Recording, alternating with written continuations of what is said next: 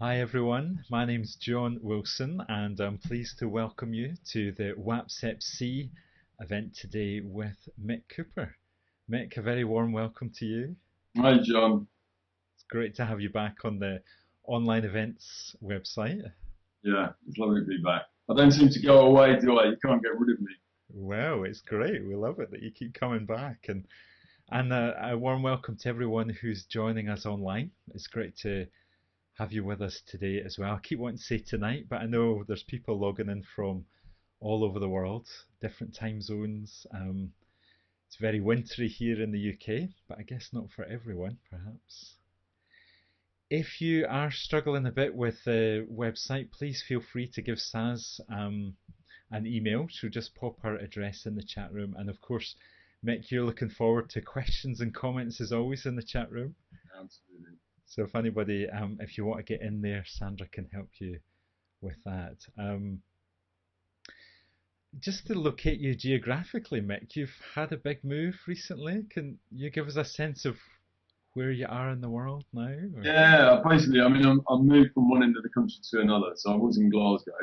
I'm down on the south coast of England now in a town called Brighton, which is just about 60 miles south of London. Yeah, Uh, Sunny seas.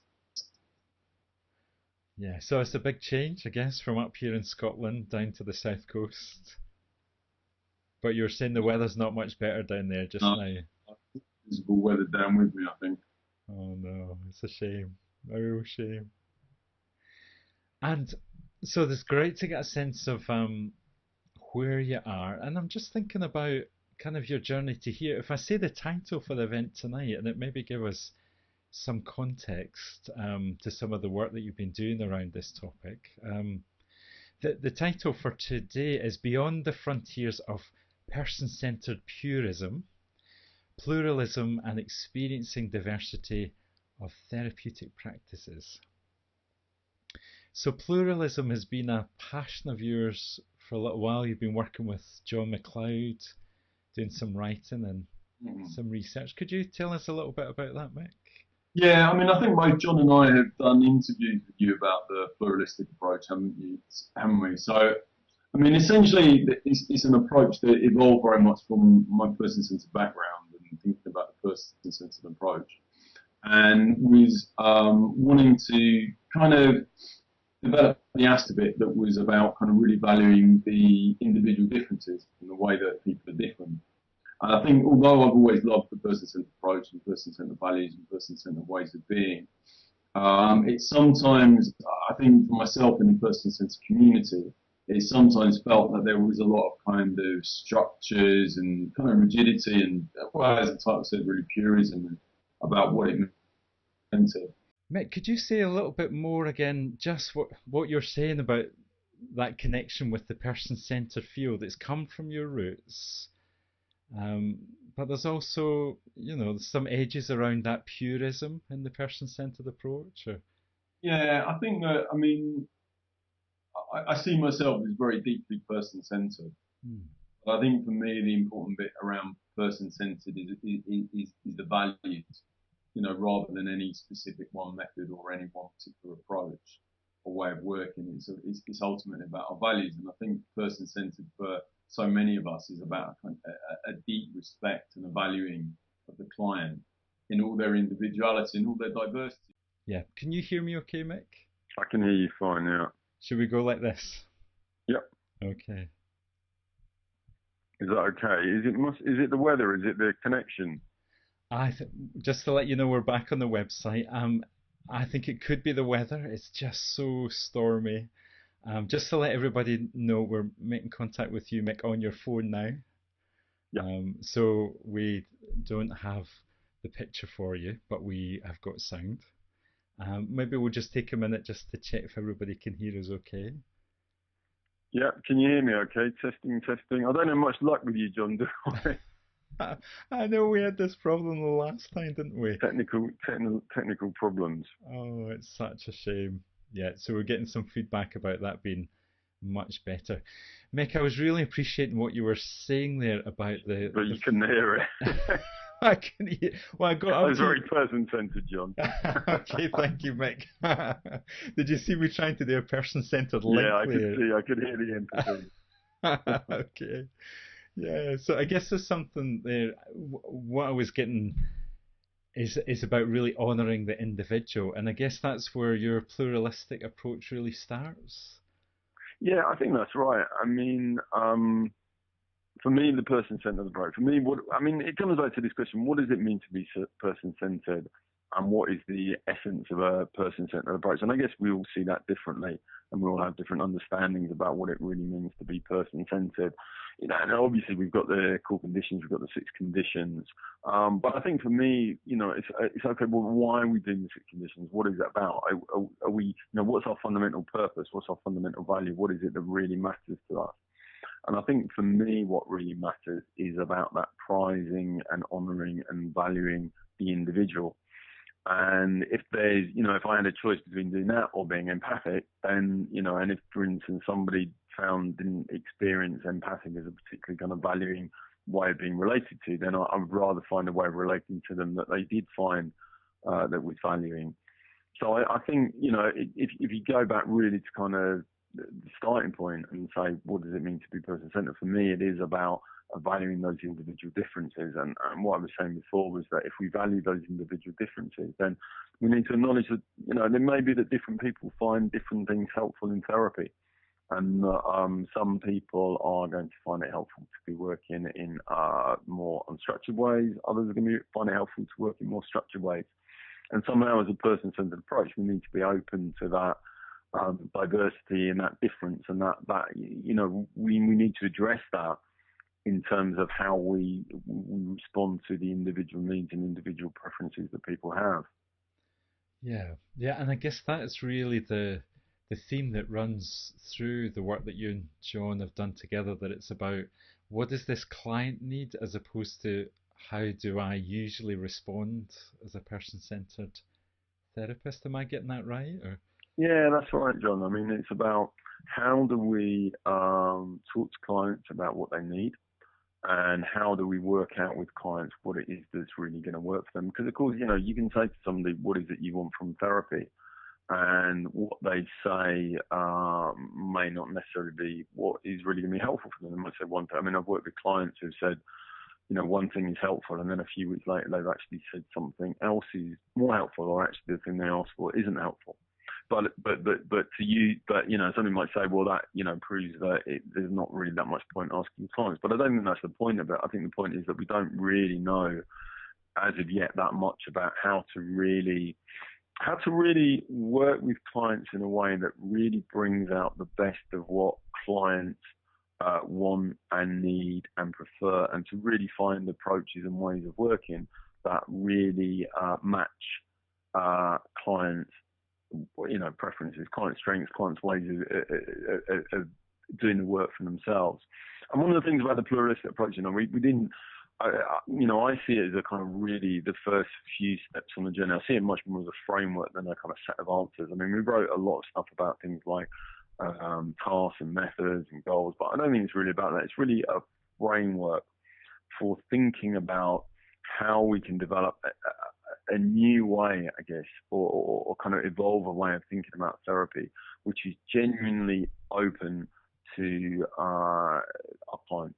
And in a sense, it's kind of framework for a set of questions rather than any specific set of answers. And for me, it's very much a person-centered set of questions about how can we really honour our clients, how can we deeply relate to our clients, how can we bring out the strengths of our clients and let clients really lead the therapy. And I think for me, all those answers, the answer to all those questions is much bigger than six conditions. You know, I think to say that Carl Rogers answered all those questions in 1957 when he proposed the six necessary and sufficient conditions isn't a great answer. It's a start. But I think if we start going into those questions, that there's a lot more answers, and there's a lot more that we can really kind of look at and pull out. yeah, Yeah. So that okay, a lot's happened since 1957, I guess, and A lot's happened in I mean, it's over, what, 55 years ago? It's over 55 years ago. You know, a lot, the world has moved on, research has moved on, understanding's moved on, lots of different models and approaches have moved on. And it does really worry me when in the person-centered world, you know, we often use, I mean, as a touchstone, what Carl Rogers wrote in 1957 is fantastic. And I don't think anyone would ever doubt that it's you know, one of the most remarkable pieces of thinking and writing, and of course research in the history of psychotherapy. But I think we put ourselves in a very precarious position if we cling onto it with dear life and kind of hope the world's not going to move on from it, because the world is going to move on, and what Carl Rogers said 55 years ago is not necessarily what's going to be true today. yeah, yeah. So being open to the developments that have happened and that are ongoing. And I just want to reference the article that we've got a link to that I think Sandra is just popping in the chat room, or just has, or if you're watching the recording, it'll be just under the video, where you've written an article in the PCEP journal that catches a lot of the, or it's kind of a summary of a lot of the thinking that Yeah, you've done around this. yeah, no, that article, it was published 2011, and it summarises something about pluralistic approach. But of course, you know, the work that we've done and the thinking that we've done and the research we've done, that's all evolved quite considerably since then, and the kind of questions we're asking. If we've got new people on board, we're just developing a handbook of of pluralistic therapy. We've had a lot of students do research around pluralistic therapy and come up with some really interesting things. And I think one of the things we wanted to do in creating or rather, should I say, the last thing we wanted to do in creating a kind of pluralist approach was to create another kind of dogmatic kind of worldview of how things are going to be. So I think there's been a real commitment to trying to create a very, very open framework where we can really be open to what we're discovering. And that includes things that may not sit with our original pluralistic ideas. I mean, for instance, one of the things we talked about in that article and in our original book was about the idea of goals and tasks and methods. And I think, you know, the feedback we've had suggests that it's probably a little bit too structured, it's a bit too rigid. Maybe the term goals isn't a particularly good term. You know, it kind of implies that something has to be doing something, and that doesn't seem to be right for all clients. It's too mechanistic, and so the model is really evolving and changing, and all the time we're trying to keep open to what emerges really, which for me is the essence of a person-centered way of thinking and being. Yeah, yeah. So that's kind of the principle of the pluralistic thinking, that it isn't, you're not holding to a mechanistic, this is what it is, but it's developing.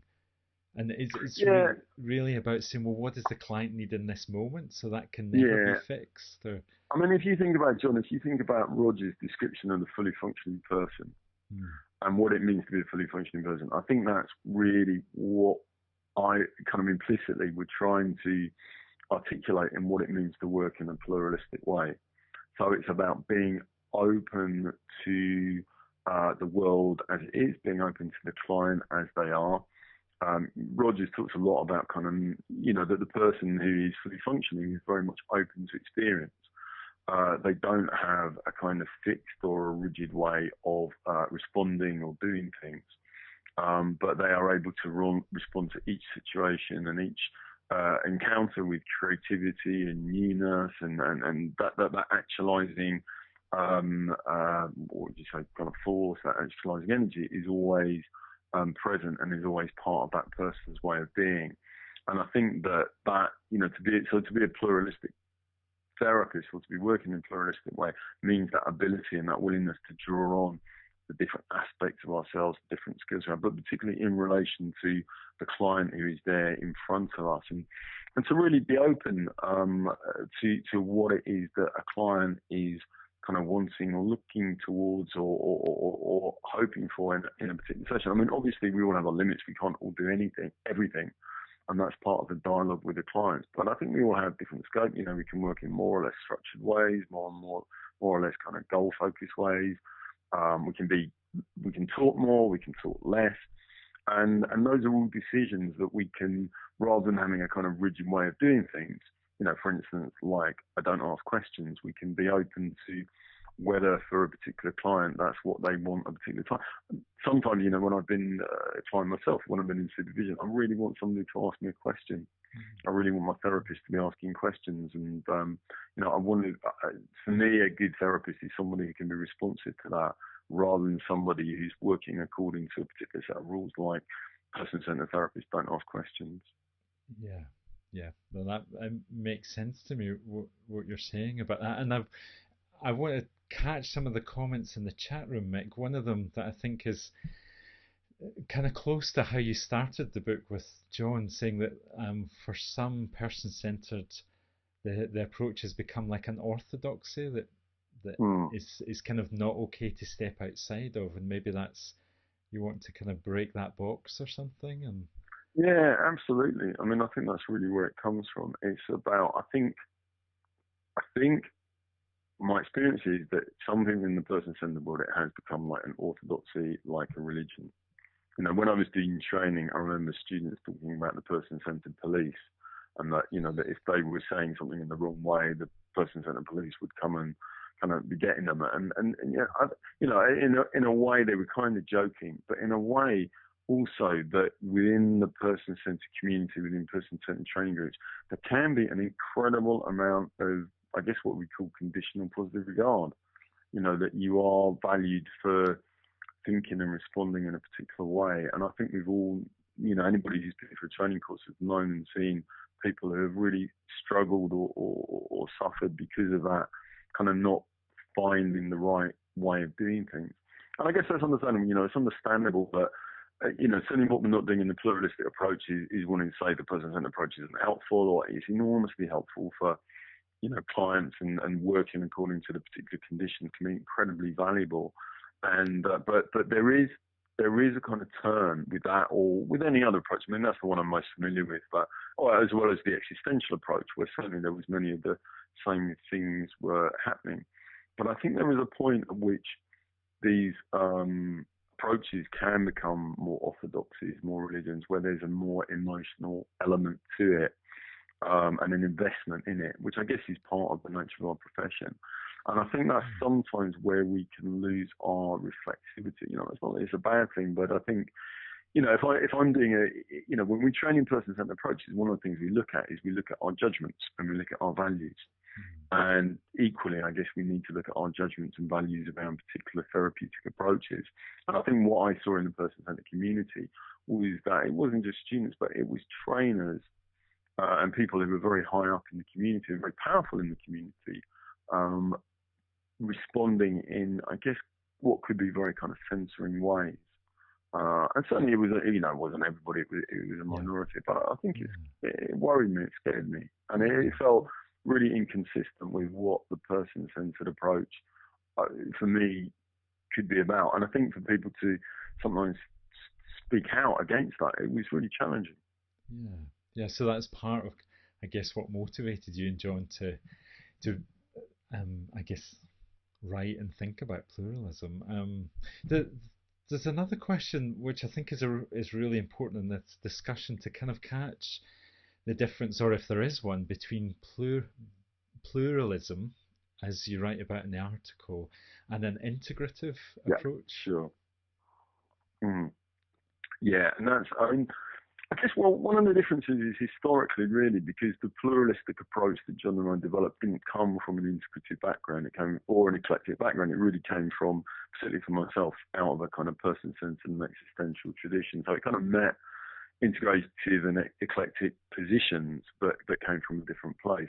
But I think there's two important differences, really. And one of those is that in the pluralistic approach, we really emphasize around collaboration with clients, and talking with clients about the kinds of methods and the kinds of ways of working that for them are going to be most helpful. Now, a lot of integrative approaches do that, and certainly, people will use ways in integrative approaches drawing on different methods, but it doesn't necessarily mean, when you say you're integrative, it doesn't necessarily mean that you are working in a highly collaborative way. You could be integrative, but it could be a purely therapist-centered integration about what the therapist thinks is best. So a pluralistic approach is both pluralistic in the sense that it draws on kind of multiple different ways of working, if that's what the therapist wants and can do, but also that it's pluralistic in the sense that it's valuing the different perspectives from therapist, from client as well as therapist. So it's kind of two-way plurality.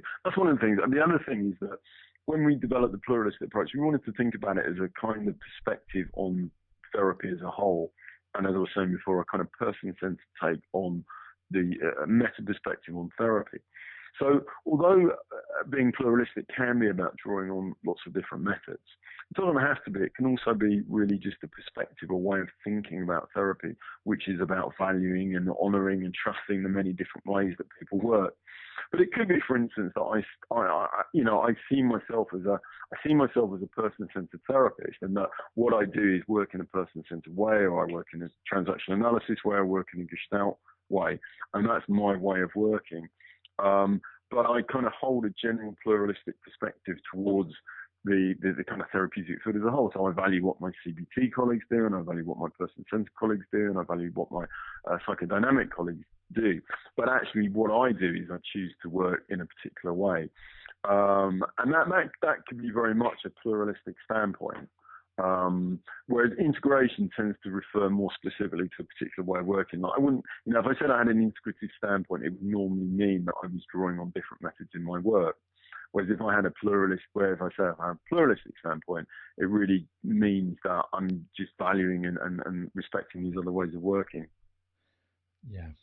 Yeah, thank you for drawing that difference, I guess, in those terms. It's really helpful in this discussion, Mick. I've got a really easy question for you now from the chat room. I hope you're ready for it. That sounds good. Yeah, or maybe not so easy. So, well, this could be a challenge. How, as a counsellor, do we ascertain our own style and marry this with the client's style, and then choose an approach that might be helpful?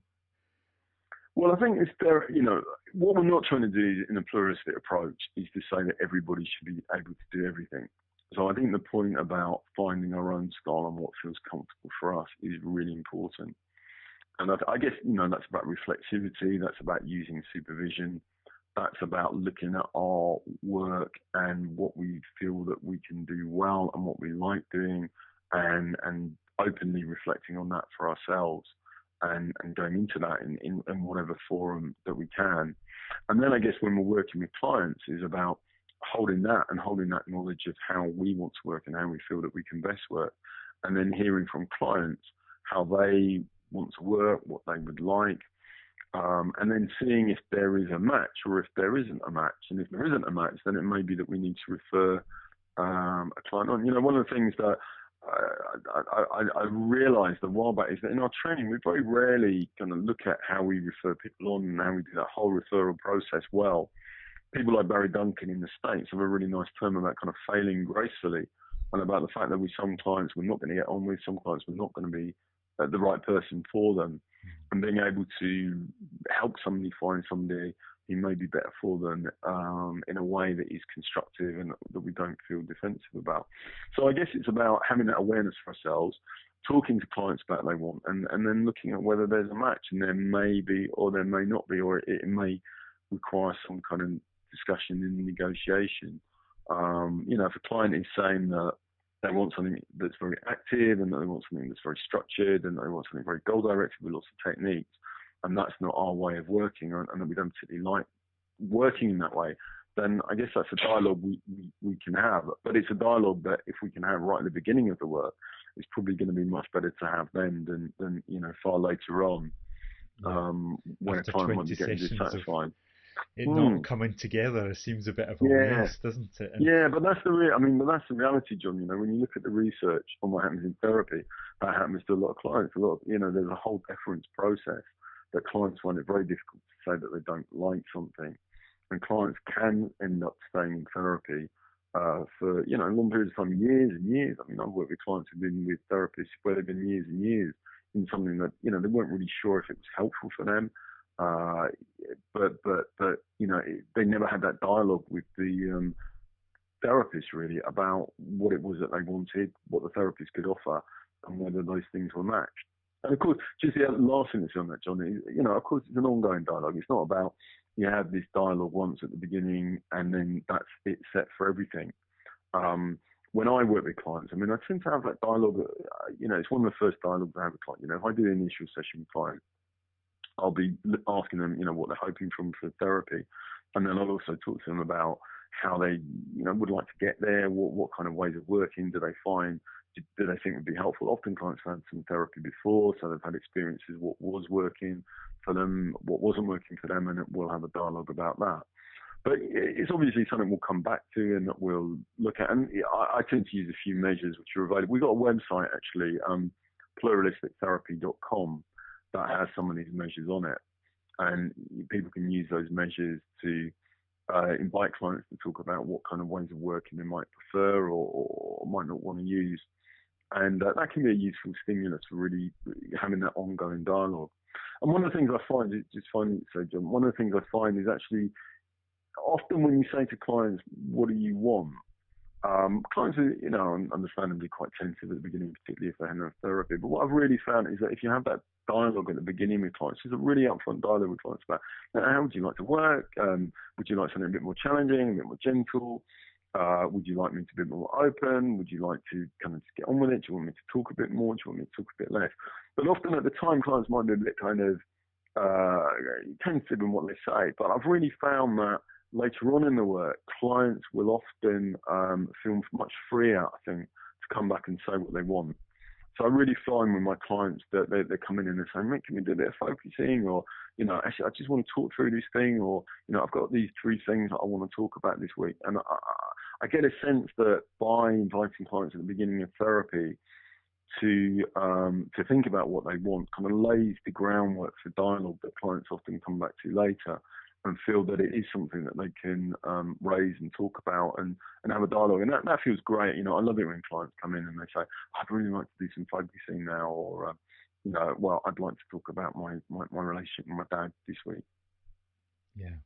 Yeah. So the client might even say at the start, well, I'm not sure, but it might percolate. And a few sessions in, the client really gets what they want and are more likely to be able to ask, perhaps. Well, that's certainly the case. Well, I have to say, one of the criticisms we had of the pluralistic approach when we really kicked off was a lot of people said, yeah, look, what's the point of asking clients what they want? Because actually most clients won't know. And, that if you say to a client, what do you want? The client's going to be pretty dumbfounded. But actually, to be honest, we haven't really found that. I mean, I think I've been genuinely open to it. And my experience in now talking to a lot of clients at the beginning of asking them what they want is actually they're pretty good at saying what they like or what they don't like, or some ideas about what they want or what they don't want. And if we're going to come from a person-centered approach and we're going to trust our clients and we're going to trust the wisdom of our clients, then I think that means trusting that if we ask them about what they want, that what they're going to come back with are fairly intelligent and meaningful answers. Yeah. Yeah, so it's a real trust and collaborative way of working. And I think in your article in PCEP, you make a really important challenge in that in the person-centered approach, we're doing a lot with empathy and we're really trying to become as sensitized as possible to the client. And yet, and I think you say this really clearly in your article, we're often not that great at picking up what's going on in the client and what they're not happy with. And so they're being able to ask that direct question is really important. Yeah, no, that's absolutely right, John. I mean, that's not just for person-centered therapists. I think that's genuinely. I mean, we may, I don't think anybody's done the research. We may be a bit more sensitive than others, just because so much of our focus is on empathy. But I think, however empathic, however much training you've done, there are inevitably going to be things with clients that you're going to miss. That we all miss. We're all going to miss things all the time. And I guess the danger with our person-centered approach is that because there is such a focus on empathy and intuition, we can end up maybe assuming that we've got it and we've kind of understood it, and we can be a bit more closed to some of the kind of things that we don't understand, and that maybe we need to ask about. Because sometimes you can have a deep intuitive sense of what's going on for someone, and you can be absolutely and utterly wrong. And that's really important to be open to. It's really important to be open, for us to be open to the fact that whether we may sense something and it may feel very right, but actually for the client is something very, very different. Yeah. Like that's a really important thing to hold on to as we work, that knowing or feeling that intuition and being open to questioning it. And Yeah, I mean, that's the thing about diversity. I mean, you look at someone like Levinas, the ethicist that Peter Schmidt has drawn on, and he really talks about the kind of ethical relationship is one where we really allow ourselves to go beyond what we know, what we understand, what we expect, what is given to us, and to be open to that which is surprising, challenging, unusual, unexpected. One of the exercises I do when I do workshops around pluralism is to invite people to think about the different kind of therapies they like and the ones that they don't like, and then to think about ways in which the ones that they don't like might actually be helpful, and that the ones that they do like are unhelpful. So, for instance, somebody like myself has a bit of a kind of thing about CBT and struggles with it a bit, to actually think about ways in which actually CBT might be very helpful to some clients. And then what I ask people to do is to think about what emotions does that bring up, because I think it's really interesting how we can often have very strong emotions. If I see some research saying CBT is more effective than person-centered therapy, I have a really strong reaction to that.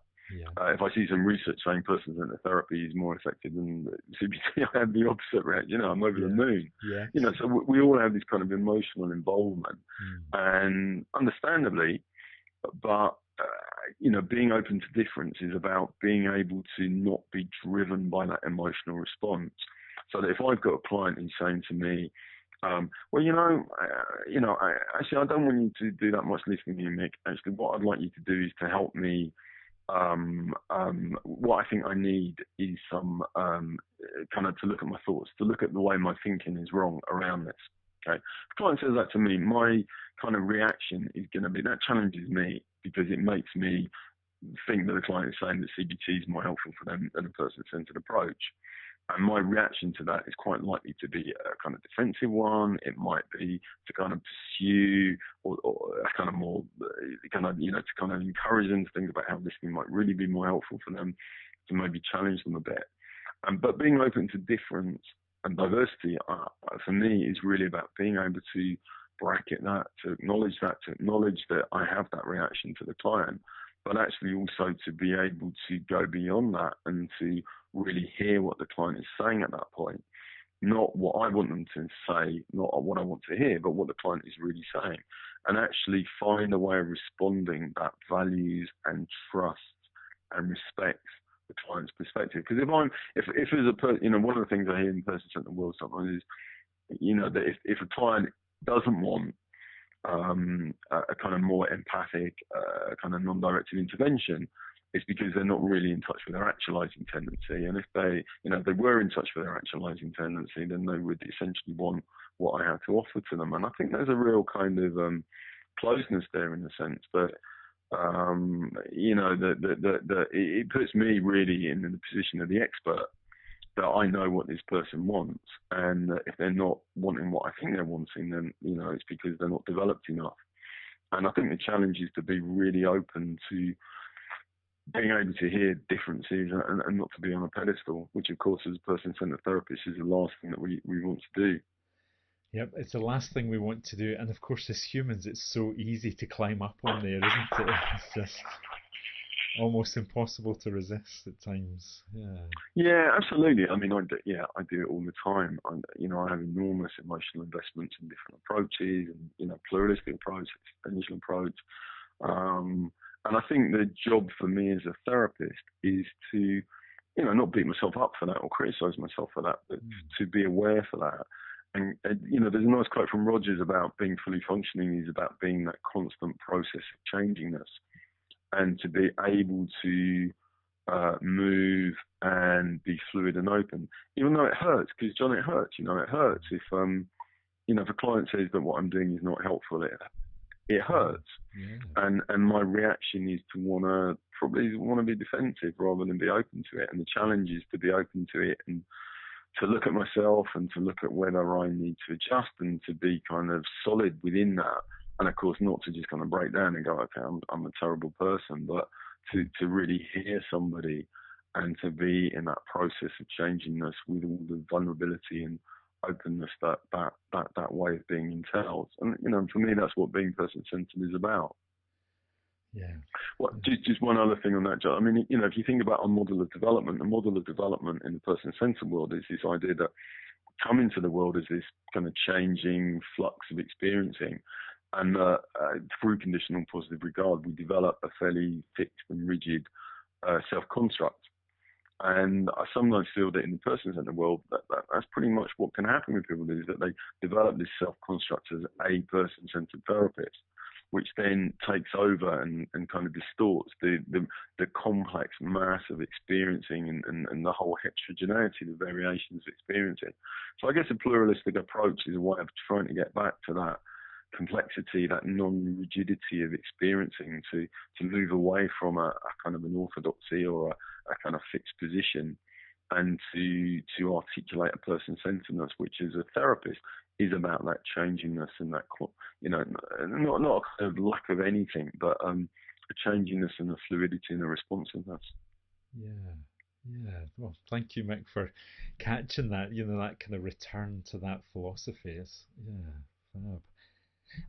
And I think in that, and I mean, everyone in the chat room can say, I think there's an anxiety that I might hold, and it might be in the chat room, about pluralism. So this might not be right for everyone else, but like, am I enough to kind of be that flexible, and can I bring enough resources to the relationship? Yeah. Does that question make sense? Or? Yeah, no, absolutely, John. I think that's a key thing, and I think that comes back to the point that was made earlier about kind of awareness of self, and then matching that with an awareness of what the client wants. Because I think there is a danger. There's definitely a danger with a pluralistic approach that you just want to do. The client says, well, I'd like some CBT here, and you go, okay, let's do some CBT, and then the client says, well, I'd like to do a bit of art, and you go, I'd like to do a bit of art. Apart from anything else, we might not have the training in those things. So I think it's about being really aware of what we can offer, what we want to offer, and then being open about that and being transparent about that and feeling good about that. And it really may be that if I've done a 2-year training in a person-centered approach, then the main thing I'm going to be able to offer is a person-centered way of working with the core conditions, and I can probably do that very deeply. But I'm not going to be skilled in cognitive approaches or kind of drama approaches or art approaches. And certainly a pluralistic perspective isn't saying that I should be, but I think what it's suggesting is that what's important is that we're really aware of what we can offer. We're really aware of the kind of boundaries of what we can offer, and that we feel really good about that, and we know what we're doing and we know why we're doing it, but we can kind of articulate that. We can talk about that. We can share that with the client. We can say to the client, look, what I can do here is I can really provide you with a space to talk through your issues, and I can help you talk about that. And is that something that feels helpful for you? And if the client says, yeah, that's great. And if the client says no, that we can be really positive about that. And we can say, okay, well, what are the other ways in which you might want to be helped? And then maybe we know the local CBT therapist, or we know somebody who works in a psychodynamic way, colleagues who use different approaches, so that, if we're in a position to, that we can then refer somebody on and help them work with somebody who can do something that we can't do. Yeah. So the importance of being in a community as well, that we know who else is around, and maybe there's something else about as we come into the approach, we finish our training in whatever model, CBT, person-centered.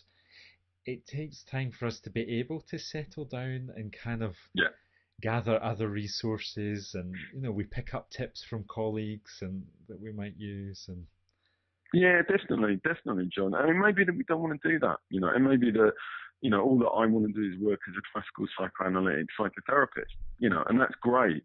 And a pluralistic approach, again, they're going back to the question about integration. Pluralistic approach is not saying that that's any worse or any less helpful than an integrative approach is using loads and loads of different methods. But I think what we're saying in a pluralistic approach is that the key bit is about not being dogmatic about that. If I come out of a 2-year approach and what I practice is person-centered therapy, fantastic. But, the fact that that's what I do doesn't mean I have to kind of put that on a pedestal and think that that's the best way of working. That's one very, very good way of working. But I can also respect all the other ways that my colleagues are working. And I think the other thing is just being really good at articulating what it is that I do.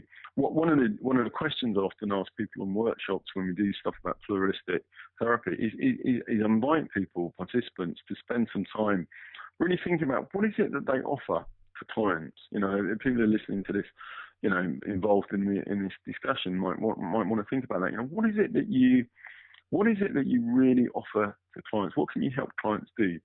So can you help clients happier? Can you help them feel happier?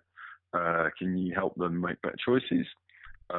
Can you help them feel more positive about their lives? Can you help them more in touch with their emotions? Can you help them actualize more? And so whatever it is, I think, you know, asking ourselves that question about what it is that we can do, and then thinking about how is it that we actually do that? What methods, what different practices do we use as a way of helping clients to kind of move towards that the thing that we can help them do, and just spending some time really clarifying that for ourselves, because I think sometimes within the counselling world we can be quite good at saying what we don't do.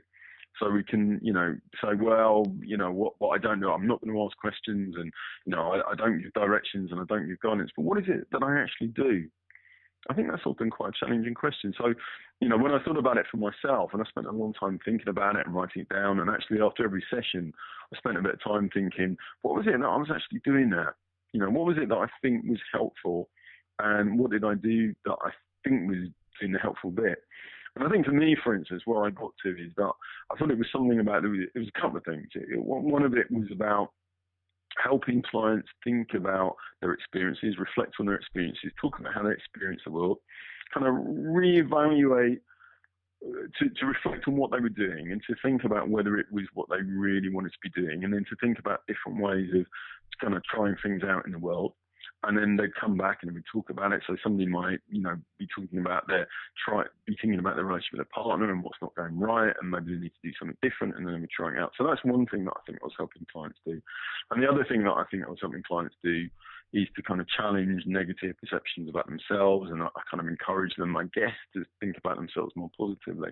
And I think knowing that and just being able to articulate that for myself gives me kind of more ability to be transparent with clients, so that if a client's asking for something, I can say, and I can be honest with them about what I feel that I can offer them, and then it's really up to them whether they want that or not.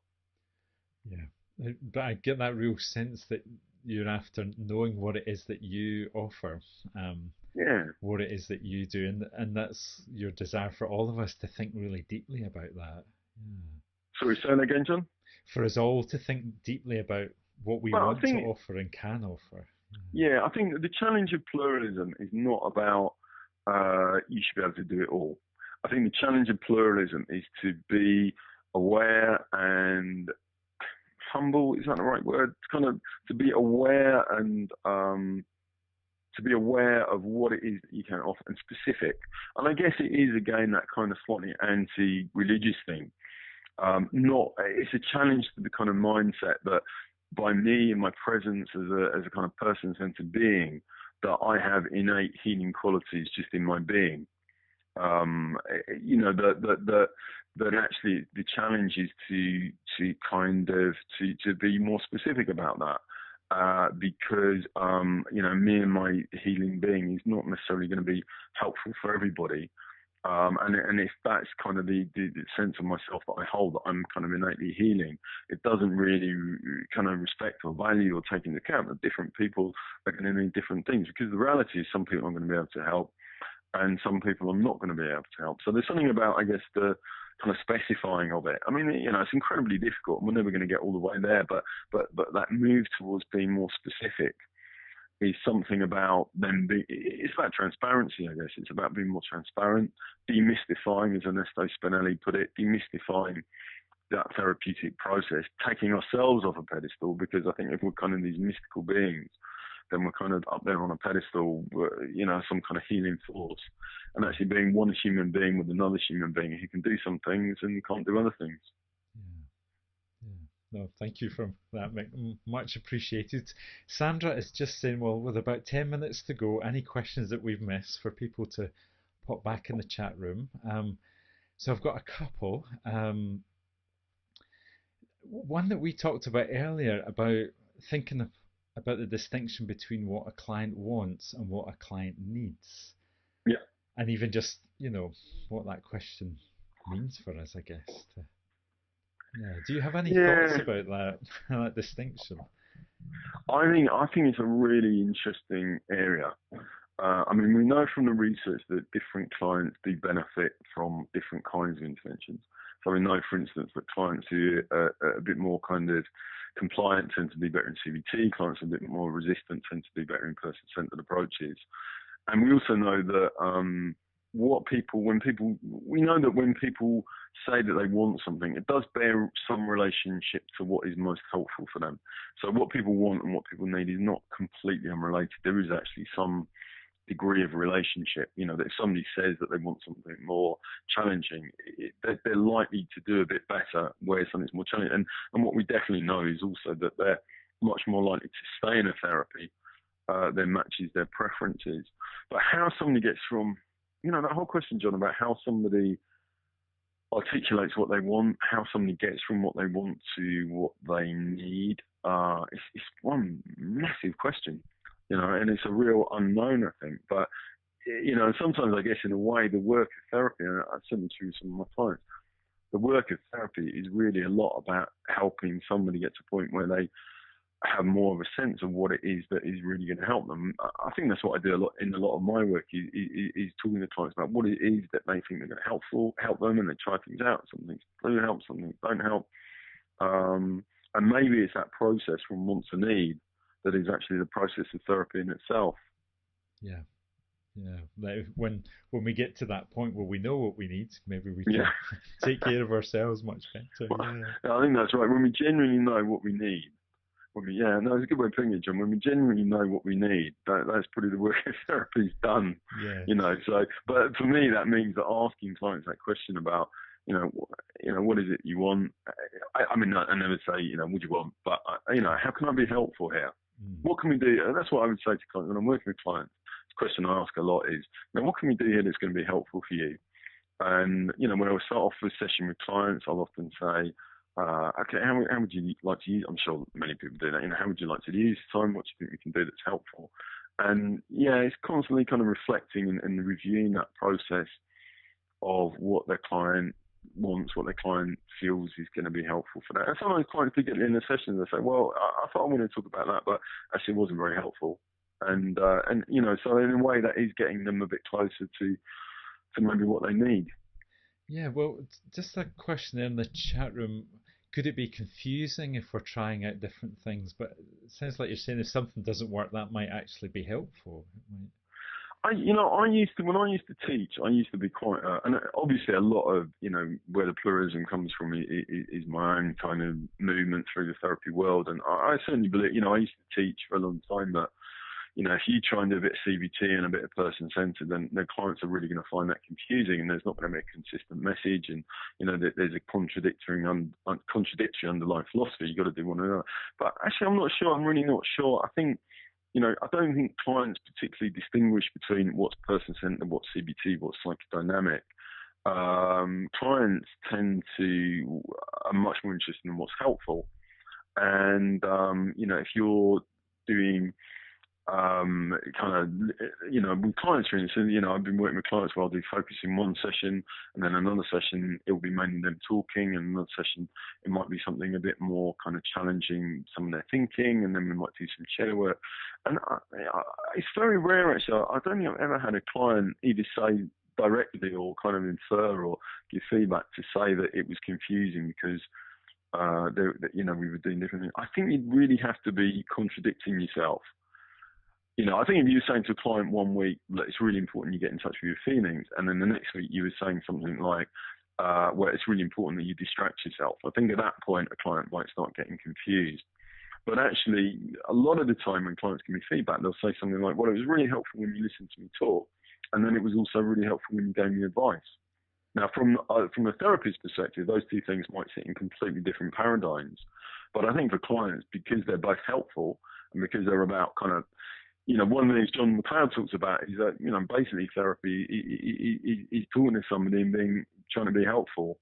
And I think that's what most clients see it as and expect. And if something is consistently helpful, if different things are helpful, then they'll be seen as going together. Yeah, yeah, and of course we've not missing out the bit that you and John spend a lot of time with is that it's co-created, it's a collaborative. In terms of if you're choosing something to do, it's not just something the therapist is pulling out the air, but Yeah.